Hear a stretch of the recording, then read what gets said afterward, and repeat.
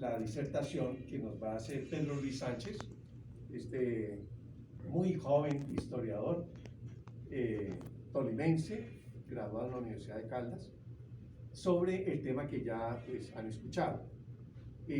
Lo que podríamos agregar es que, como una grata noticia, en el boletín, que ya está en proceso de evaluación para su edición, el número 6, viene un artículo del historiador Hernando Bonilla Mesa sobre el general Melo.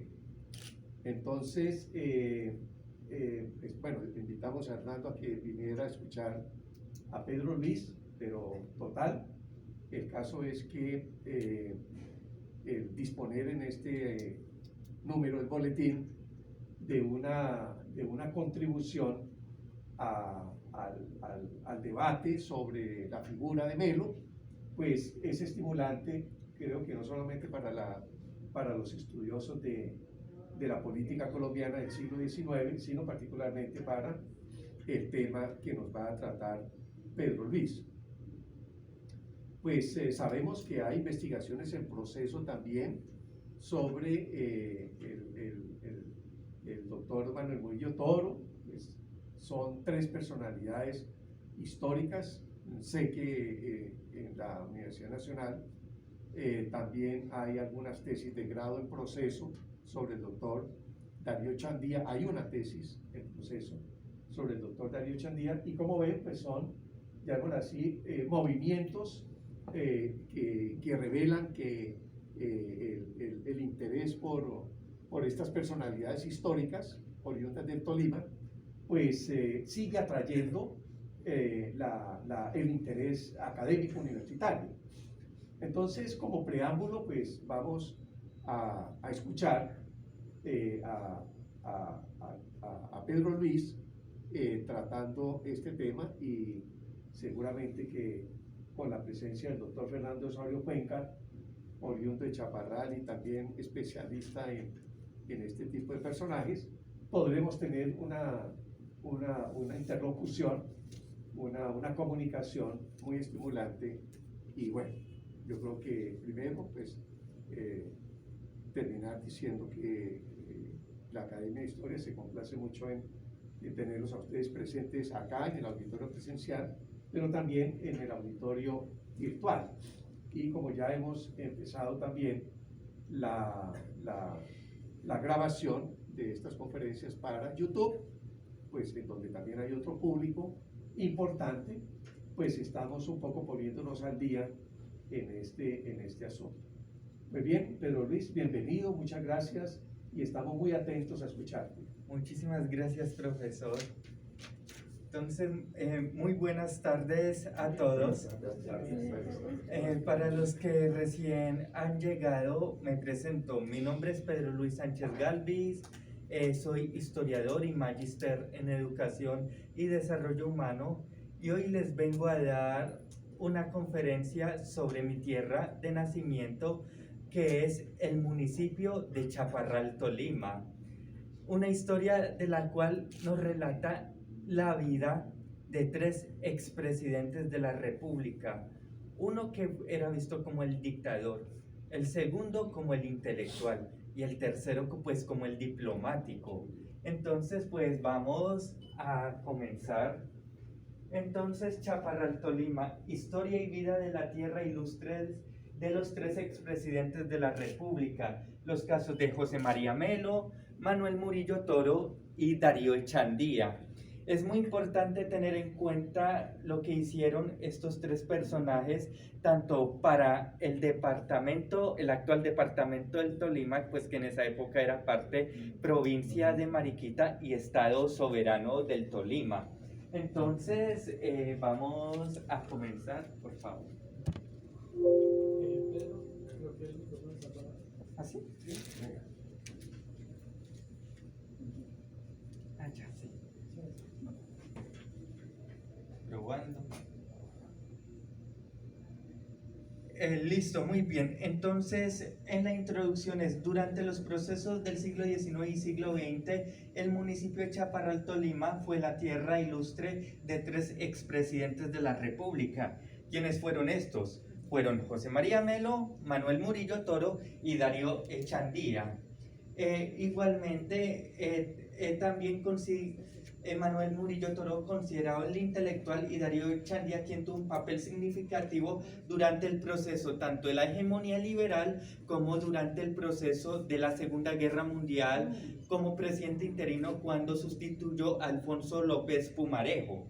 Desde diversos autores se analiza sobre el papel y la vida de estos 3 expresidentes, así como su reconocimiento desde y para la ciudad de Ibagué y la simbología que estos 3 representaron antes, durante y después de la creación de la provincia inicialmente y sucesivamente el departamento del Tolima.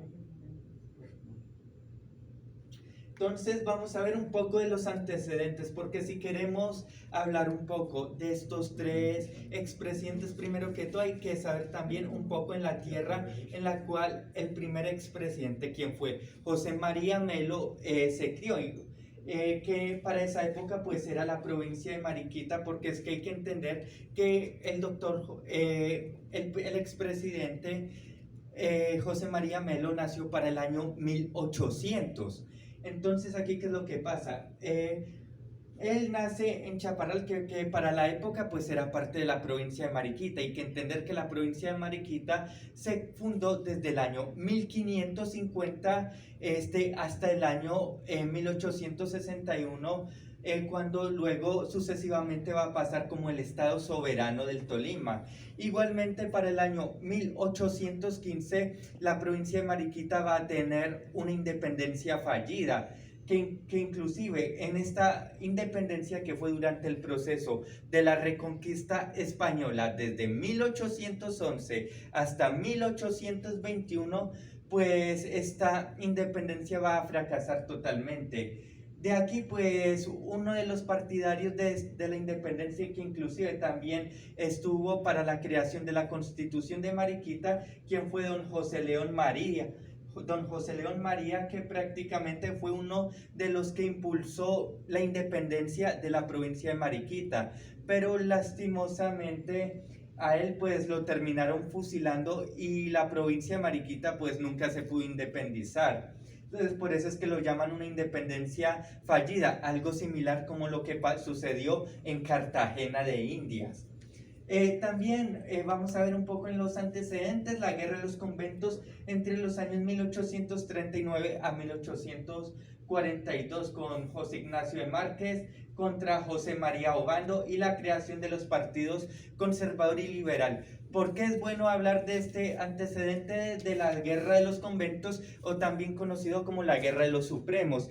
Porque va a ser también un inicio para que después se dé lo que va a ser la famosa revuelta o la famosa revolución de 1854, encabezada por José María Melo. Por favor. Para la época también hay que entender que la provincia de Mariquita no era solamente el actual Tolima, sino que pues también incluía el actual departamento del Huila. De aquí a esto, con el caso de José, dice lo siguiente de don Francisco José Mesa Armero. Dice: su padre Francisco José Mesa Armero y Ruiz Montero fue un próspero comerciante que también abrazó la causa separatista. Él será el primer presidente de la Junta de Independencia de Mariquita. Su madre, María Margarita García de la Pedraza, era prima hermana de su padre. Bueno, en esa época era muy común el casamiento entre primos hermanos, aunque pues en esa época no se sabía todo lo de las cuestiones biológicas y eso, y las consecuencias que eso podría tener. Su madre, María Margarita García de la Pedraza, era prima hermana de su padre. Esta endogamia habría de repetirse con José León Armero, quien contrajo matrimonio con María Estanislao Aranzazu y Armero. una prima hermana, a la sazón tía paterna de Juan de Dios Aranzazu González, quien llegó a ser presidente de la República por encargo. Sus hermanos fueron 6: Pedro Francisco, Ignacio, María Matea, Cristóbal Marcelo y José Francisco Doroteo. Cristóbal Marcelo incursionaría en la diplomacia como encargado de negocios en Lima. Entonces esto también se puede analizar como, de cómo vivía la familia del prócer, quien quiso independizar a Mariquita, pero que terminó siendo fusilado pues por los españoles. Aquí podemos ver 3 imágenes interesantes ahora que vamos a comenzar la guerra de los conventos o la guerra de los supremos. También lo que fue cuando ya estaban terminando los partidos federalistas contra los centralistas, y aquí es donde ya comenzarían a renacer el Partido Liberal y Conservador. Entonces, a partir de esta causa también es uno de los factores para que se diera no solamente la guerra de los supremos, sino que también iba a comenzar a haber algunas variantes de los liberales y los conservadores. Por ejemplo, en el caso de los liberales conservadores, habían unos que eran los gólgotas, y pues también estaban los liberales draconianos, que eso pues los voy a comentar ahorita más a profundización. Y otro de los factores de la guerra de los supremos también, que mucha gente dijo como que no me quiero meter en esta guerra entre federalistas contra centralistas, porque claro, pues el gobierno los estaba llamando a que combatiera en contra pues del opositor. O sea, si eras federalistas tenía que combatir contra el centralista o al contrario. Entonces, pues, ¿cuál es la consecuencia de esto? Primero que todo, el gobierno había lanzado pues prácticamente una regla, una ley que decía lo siguiente: decía, los conventos con menos de 8 personas o menos de 8 sacerdotes, prácticamente pues los vamos a cerrar. Entonces, claro, esto a la iglesia no le gustó para nada. Entonces aquí por esto es que también se va a formar la guerra, por eso es que le llaman la guerra de los conventos, porque también es una guerra por la defensa de la iglesia. Entonces, a partir de esta guerra van a haber 3 personajes que van a participar. ¿Ustedes reconocen aquí el que está en la fotografía de pronto? Márquez, es el expresidente Márquez. Tomás Cipriano Mosquera, también conocido como el Mascachocha.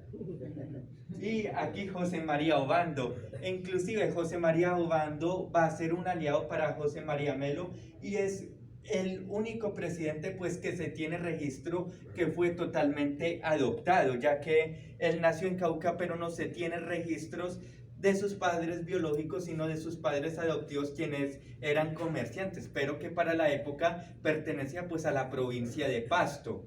Entonces, aquí ¿qué es lo que pasa? Pues Tomás Cipriano de Mosquera pues se va a enfrentar también contra José María Obando, y también pues estaba Márquez, que Márquez pues también hacía parte de los masones. Entonces, aquí ¿qué es lo que pasa? La división en el país pues va a comenzar también a haber varias escaramuzas, tanto entre los separatistas también entre los centralistas. Entonces, claro, va a estar aquí José María Obando, Tomás Cipriano de Mosquera y también el expresidente Márquez, porque unos pues estaban a favor de la iglesia, otros pues estaban en contra. Y lo que hizo también pues Tomás Cipriano de Mosquera, así como bandas, es decir, no, yo defiendo mi causa. Entonces, claro, comenzaban a reclutar y todo el mundo pues, y hay otras personas, en el caso de los allegados al expresidente Márquez, pues que también eran muy devotos a la iglesia. Entonces, pues también se iban a este tipo de guerra, mientras que otros sí decidieron mejor establecerse con la colonización antioqueña y mantenerse apartado un poco pues de esta guerra. Entonces, aquí también podemos ver los escenarios donde se produjo la guerra de los conventos, donde podemos ver los rebeldes, los legitimistas, que los rebeldes es hoy en día, como por así decir, los liberales hace 50 años, los legitimistas, que eran los conservadores, Y aparte de esto, también en todos los municipios de Colombia donde pues tuvieron sus escaramuzas o sus batallas, donde podemos ver a Caloto, a Cali, a Neiva, también en Ibagué, en Supía, en Abejorral. Entonces todos estos municipios también llevó no solamente a una guerra por defender partidos políticos, sino también en cierto sentido a una guerra en defensa, en pro y en contra de las leyes, ni siquiera de la religión, sino de la iglesia como institución. ¿Por qué? Porque la iglesia iba a decir, no, es que voy a perder pues más peregrinos y mandan a cerrar los conventos. Y pues como como el gobierno había dicho, no, es que tenemos que cerrar a los que estén con menos de 8 personas en estos conventos. Entonces, claro, ahí sí se armó, como dicen, la grande. Por favor. Entonces aquí dice lo siguiente, la Guerra de los Supremos, 1839 a 1842. Fue el escenario en el que se cruzaron estos dos caudillos y otros que participaron en la campaña libertadora. Este conflicto comenzó en lo que hoy se conoce como Nariño y Cauca y luego se extendió, pues que para esa época era la famosa provincia de Pasto. Y este conflicto comenzó en lo que hoy se conoce como Nariño y Cauca y luego se extendió por todo el país. Se caracterizó por la decisión del Congreso de suprimir a los conventos menores inicialmente en Pasto, pero lo que también quería el Congreso es que sucesivamente, pues eso por lógica se iba a volver también una ley nacional. Entonces por la administración pública. El presidente de Colombia, José Ignacio Márquez, nombró a José Alcántara Herrán para que sofocara la revuelta de Pasto, luego de que la iglesia llamara al pueblo a la Guerra Santa, que fue atendida en un primer momento por el general Juan José Flores, gobernador de Ecuador, y el general José María Obando desde el Cauca, apoyado por indígenas y mestizos. Entonces aquí es cuando se comienzan a dar todas estas divisiones entre los conservadores y los liberales, pues que en esa época eran los federalistas contra los centralistas. E igualmente mucha gente creería que la violencia se inició fue cuando asesinaron a Gaitán, y no es así. Nosotros venimos con violencia, o mejor dicho, disparándonos desde hace 200 años. Aquí pues ya vamos a comenzar con el expresidente José María Melo. José María Melo nació en Chaparral, Tolima, en el año 1800. Inclusive aquí les voy a mostrar algo muy interesante, que es este libro. Lo compré este año aquí en Ibagué, en el Congreso de Historia de Historiadores de Colombia, que es del doctor e historiador Eladio Moreno, que se llama el general José María Melo, el Rayo de América. Y ahí él nos comienza a hablar un poco sobre la infancia del general José María Melo. Igualmente también como esa simbología que decían que el general era supuestamente indígena, que por ser de Chaparral, y no fue así, ya que los abuelos del general José María Melo provenían de Cartago, Valle del Cauca. El general José María Melo también era conocido como un general supremamente intelectual, ya que desde su infancia siempre le gustó leer. Aparte de eso, también estudió la secundaria en Ibagué y se enlistó también a las tropas del general Simón Bolívar. Entonces, ¿qué es lo que pasa aquí? Que también se han creado mitos que por ser de Chaparral, entonces que era descendencia Pijao, lo que en realidad no fue así. Y como cursó sus estudios de bachillerato en la ciudad de Ibagué, Tolima. Se unió también al ejército del libertador Simón Bolívar, donde también participó en algunas escaramuzas. Aparte de esto, pues también hizo también todo lo de la escuela militar en Frankfurt, que en esa época era conocido como también en la región de Prusia, lo que hoy en día es Alemania. Entonces aquí, ¿qué es lo que pasa? Él se va a Frankfurt, a él lo ascienden también como general. Él comienza a estudiar todo lo de tácticas de batalla, de guerra, y aparte de eso, pues se devuelve aquí a Colombia, donde él dice, bueno, aquí pues también le voy a tratar como de poner un tate quieto a esto. Entonces él se va a aliar con don José María Obando. pero inicialmente él también participó en muchas escaramuzas. Sin embargo, él fue a ser apoyado por los liberales draconianos, así también como por los artesanos y los ciudadanos, porque es que inclusive él también criticaba mucho la postura tanto de los conservadores como de los liberales, porque es que él decía, es que aquí no nos estamos matando por ideales patrióticos, aquí lo que nos estamos matando es por defender las riquezas de los que están arriba, o sea, en la élite. Entonces, claro, tanto a los conservadores, que en esa época eran los conservadores gólgotas, y los liberales gólgotas, no les comenzó como a agradar mucho la idea del general José María Melo. Entonces, ¿qué es lo que pasa? Para el año 1830, él pues prácticamente él va a ser encarcelado en la misma prisión donde encarcelaron a Antonio Nariño en Pasto. Entonces, claro, a él después le pagan la fianza y todo y vuelve y sale. Entonces, él comienza a reunir a los artesanos, a los ciudadanos, y él pues se va a comenzar a ganar también la confianza en Valle del Cauca, en Cauca, en Pasto, inclusive tanto así que él también fue a batallar a Pasto en las batallas de Pinchincha también. Entonces, con todo esto, él se va a comenzar a cuestionar también las guerras y también de por qué nosotros nos teníamos que matar, o mejor dicho, por qué nosotros pues prácticamente nos estamos matando por los ideales de todos los que estaban arriba. Sin embargo, pues hay una diferencia entre los presidentes del siglo XIX y los del siglo XX, que los del siglo XIX por lo menos iban a la guerra con sus ciudadanos, los del siglo XX no. Con los del siglo XX viven es estar detrás de un escritorio y envíen ejércitos. Por favor. Entonces aquí también pude sacar una imagen que me pareció muy interesante de una página que se llama Se lo explico en plastilina del general José María Melo, que dice lo siguiente, dice, fueron los de Ruana en alianza con los militares quienes llevaron al general Melo a la presidencia de la República, y por primera vez en la historia de Colombia había un presidente popular de raíces indígenas donde artesanos y la clase emergente de comerciantes era representada.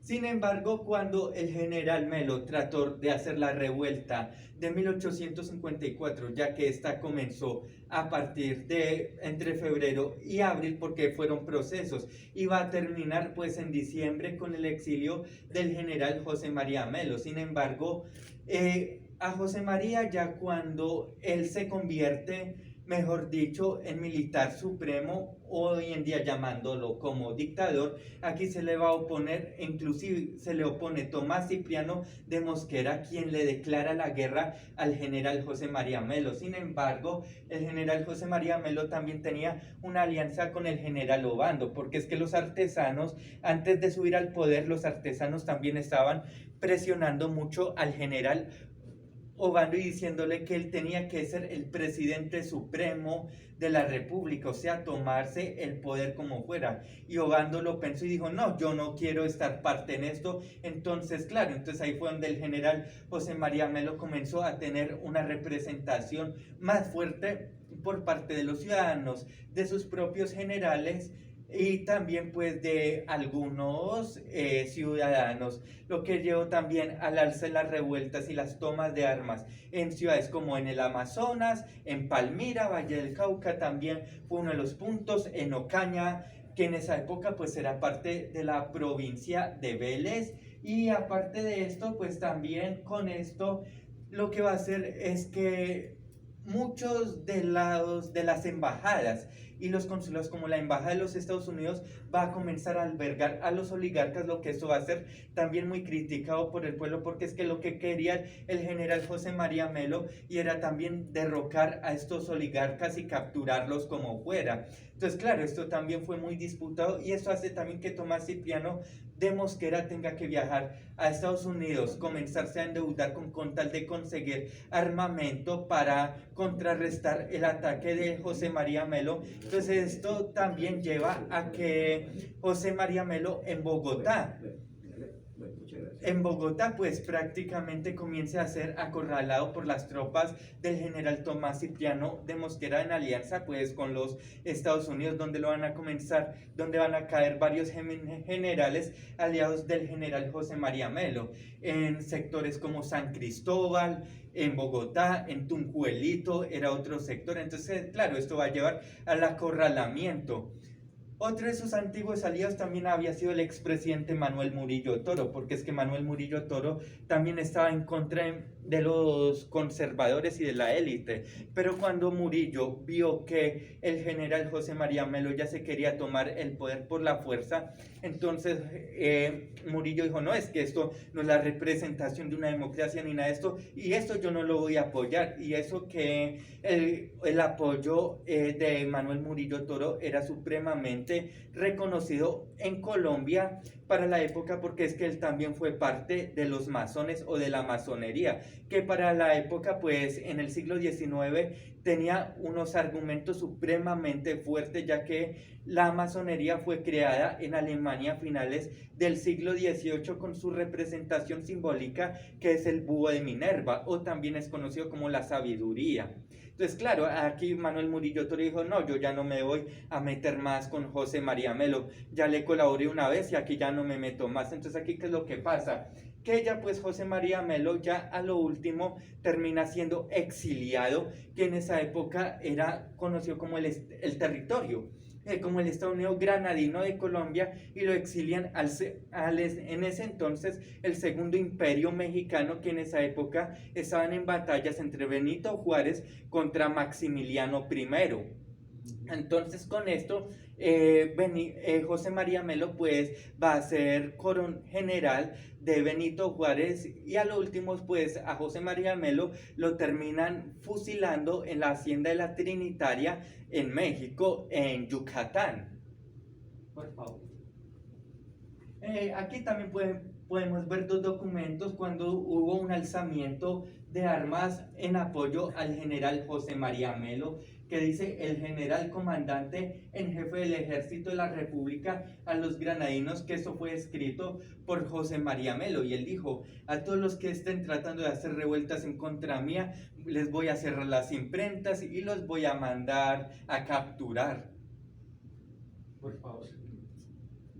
Y también aquí, este es otro documento que pueden encontrar, que fue José María Melo, supremo jefe del Estado, que esto fue algo en lo que se opuso también Tomás Cipriano de Mosquera y también el expresidente Márquez. Entonces esto también llevó a unas alianzas entre conservadores con liberales, en este caso la rama de los Golgotas, para derrocar a los liberales draconianos y al expresidente José María Melo.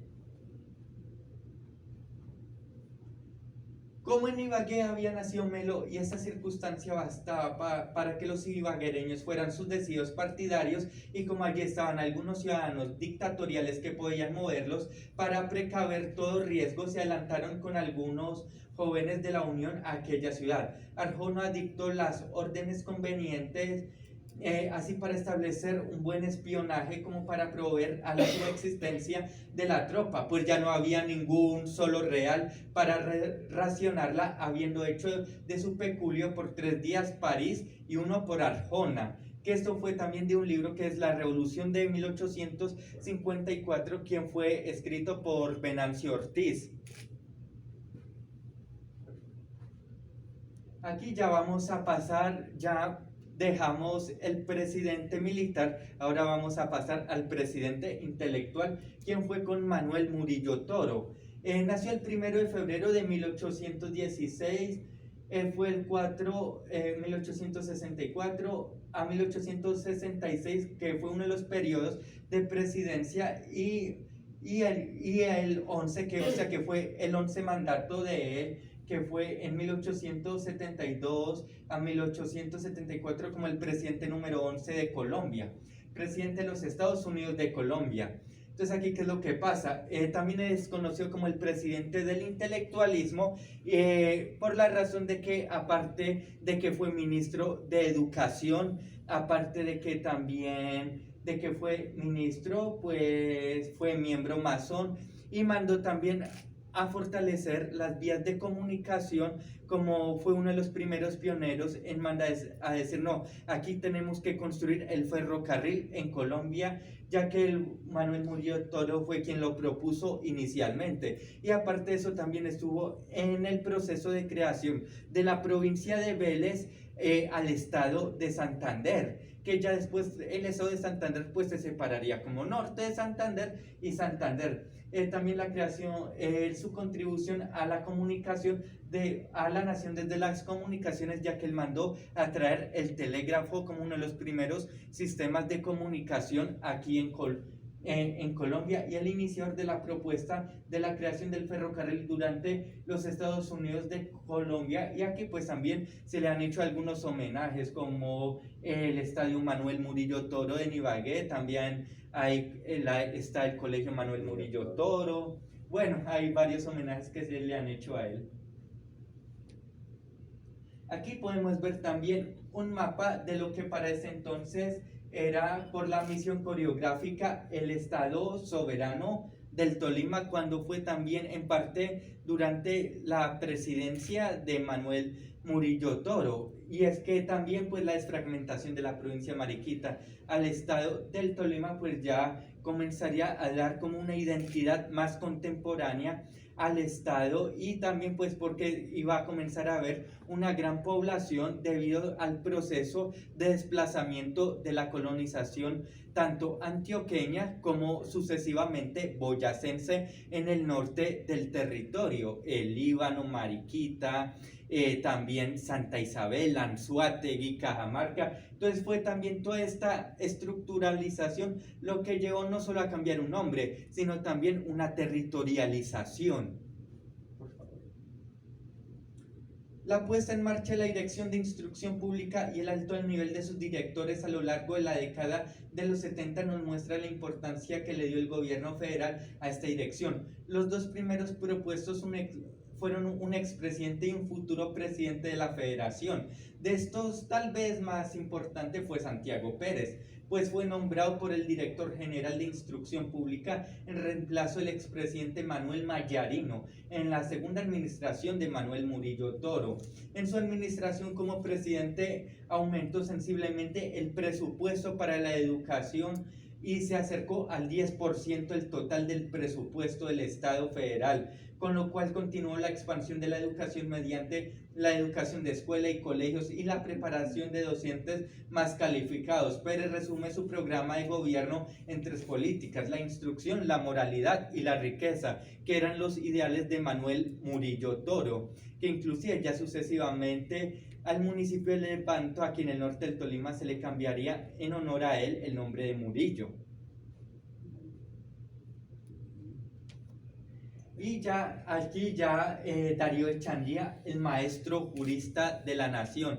Ya Darío Echandía ya no sería el siglo XIX, sino ya del siglo XX, a mediados, ya cuando termina todo ese proceso de la hegemonía conservadora que fue desde 1902, cuando fue el fin de la Guerra de los 1000 días, hasta el año 1930, y ya sucesivamente comenzaría la hegemonía liberal, que fue desde 1930 hasta 1948, con presidentes como Alfonso López Pumarejo. También estuvo lo de la guerra colombo-peruana por la cuestión de las caucherías, y aparte de esto pues también tendríamos a Darío Echandía, pues que prácticamente también fue diplomático, también fue ministro de Educación, también fue ministro de Justicia. Entonces, claro, por eso, y fue presidente por un solo año, que fue entre 1942-43,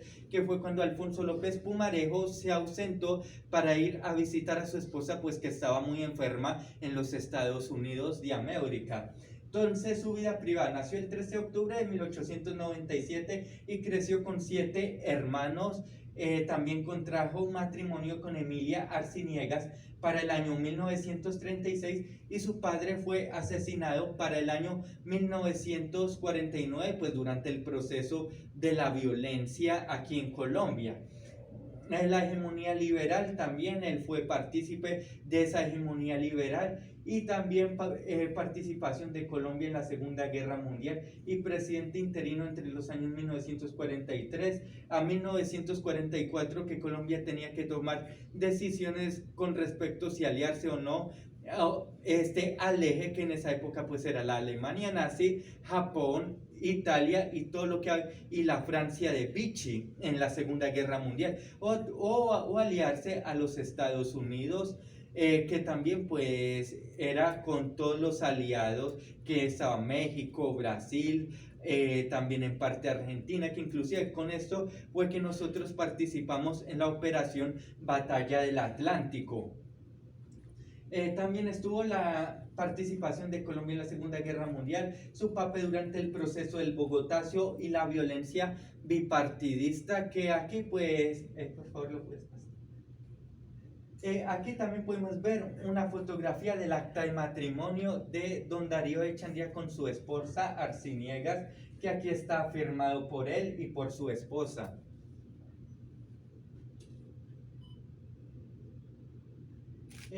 Aquí también podemos ver al doctor Darío Echandía, que se está dirigiendo con sus seguidores contra Mariano Ospina para que eso fue durante el mismo día que asesinaron a Jorge Eliezer Gaitán. Entonces aquí, claro, aquí va toda la turba con Darío Echandía a reclamarle a Mariano Ospina que qué fue lo que había pasado y todo.